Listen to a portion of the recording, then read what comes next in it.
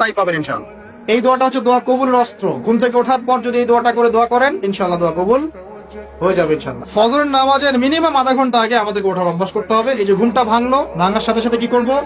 ভাঙার সাথে সাথে আল্লাহ শুকরিয়া, আলহামদুলিল্লাহিল্লাযী আহইয়ানা বা'দা মা আমাতানা ওয়া ইলাইহিন নুশুর। বাস, এই যে ইবাদত হয়ে গেল। এবার আপনি আরেকটা দোয়া পড়বেন, শিখে নেন। আপনি পড়বেন লা ইলাহা ইল্লাল্লাহ ওয়াহদাহু লা শারীকা লাহু লাহুল মুলকু ওয়া লাহুল হামদ ওয়া হুয়া আলা কুল্লি শাইইন কাদির সুবহানাল্লাহ আলহামদুলিল্লাহ ওয়া লা ইলাহা ইল্লাল্লাহ ওয়াল্লাহু আকবার লা হাওলা ওয়া লা কুওয়াতা ইল্লা বিল্লাহ আল্লাহুম্মা ইগফিরলি। এটা করার পরে হাত তুলে দোয়া করেন, যা দোয়া করবেন তাই পাবেন ইনশাআল্লাহ। এটা জানতেন?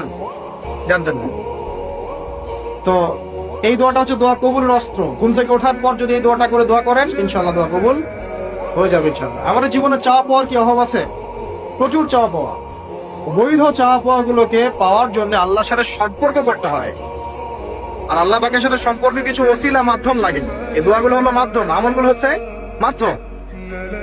তো আল্লাহ পাক যেমনটা বলেছেন ফাজকুরুনি আযকুরকুম ওয়াশকুরুলি ওয়া লা তাকফুরুন, তোমরা আমাকে স্মরণ করো আমিও তোমাদেরকে স্মরণ করব। আল্লাহ পাক তো এভাবে বলেছেন, যখন একজন মানুষ মনে মনে আমাকে ডাকে আমিও মনে মনে ওকে স্মরণ করি।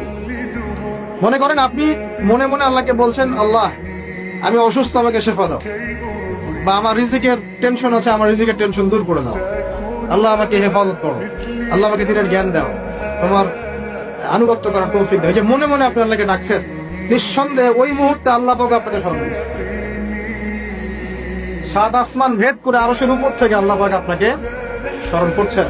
আল্লাহ পাক বলছে, যখন একজন মানুষ জনসমক্ষে আল্লাহকে স্মরণ করে, যেমন আমরা এখন করছি, জনসমক্ষে সবার সামনে আল্লাহর কথা আলোচনা করছি, আল্লাহ পাক বলছেন আমিও তখন এর চেয়ে অনেক উত্তম জনসমাবেশে ওই বান্দাদের কথা স্মরণ করি। এই মুহূর্তে আল্লাহ পাক আমাদের কথা স্মরণ করছেন। আমাদের কোনো ফিলিংস আছে? আল্লাহর কথা, আল্লাহ আমাদের কথা স্মরণ করছেন। ওই যে যুবক ছেলে বসে বসে ফোন টিপছে, কোন ফিলিংস আছে? মানে অন্তরে যখন নূর থাকে না, পাপ করতে করতে যখন অন্তরটা কলুষিত হয়ে যায়, কোনো ফিলিংস কাজ করে না।